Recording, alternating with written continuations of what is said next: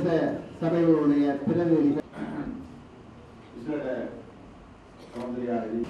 உங்களுக்கு தெரியும், கடந்த அதாவது 5 வரையிலான காலப்பகுதியில் பொருளாதார அபிவிருத்தி அமைச்சும் மற்றும் பாரம்பரிய கைத்தொழில்கள் தொழில் முயற்சி அபிவிருத்தி அமைச்சும் பல்வேறு வகையான வாழ்வாதார நடவடிக்கைகள் பல்வேறு வகையான பயிற்சிகளை வழங்கி விசேடமாக யாழ் மாவட்டத்தை பொறுத்தவரையிலே பல முன்னேற்றங்கள், அதாவது விவசாயத்துறை, கால்நடை மற்றும் தொழில் முயற்சி போன்ற அனைத்திலும் பல முன்னேற்றங்களை கண்டு அதே வேளையிலே பல்லாயிரக்கணக்கான மக்கள் இதன் மூலமாக தங்களுடைய வாழ்வாதார நடவடிக்கைகளை முன்னெடுத்து சென்று தற்போது தங்களுடைய வாழ் நிலையை மேம்படுத்தி இருக்கின்ற நிலையை நீங்கள் நன்கு அறிவீர்கள்.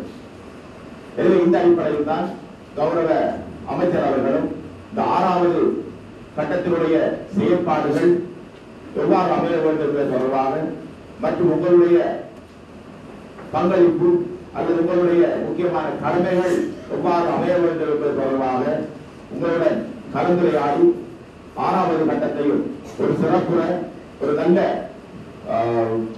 திறமையான ஒரு செயற்பாடாக இதனை அமைத்துக் கொள்ள வேண்டும் என்கின்ற ஒரு நன்னோக்கில் இன்று உங்களுடன் இந்த கலந்துரையாடலை ஏற்பாடு செய்திருக்கின்றார். இந்த வாழ்நிலைச்சி வேலை திட்டங்களை என்னுடைய மதிப்பான அரசாங்க அதிகாரிகள் கூறியது போன்று நாங்கள் 6வது கட்ட வேலை திட்டத்திற்கு வந்திருக்கின்றோம். இந்த 6வது கட்ட வேலை திட்டம் மிக முக்கியமான கட்டம். அது எப்படி என்றால் 2 வகையில் முக்கியத்துவம் பெறுகிறது. கடந்த 5 கட்டங்களும் ஒரு நிகழ்ச்சி திட்டமாக மட்டுமே முன்னெடுக்கப்பட்டிருந்தது. ஆனால் இந்த 6வது கட்டத்துக்கு நாங்கள் புகுந்த பொழுது இந்த நிகழ்ச்சி திட்டம் ஒரு திணைக்களத்தினுடைய வேலை திட்டத்தோடு இணைந்து ஏனைய திணைக்களங்களுடைய ஒத்துழைப்போடு அமைச்சுக்களுடைய ஒத்துழைப்புகளோடு மிக வீச்சோடு முன்னெடுக்கப்படக்கூடிய ஒரு சூழல் தோற்றுவிக்கப்பட்டிருக்கிறது.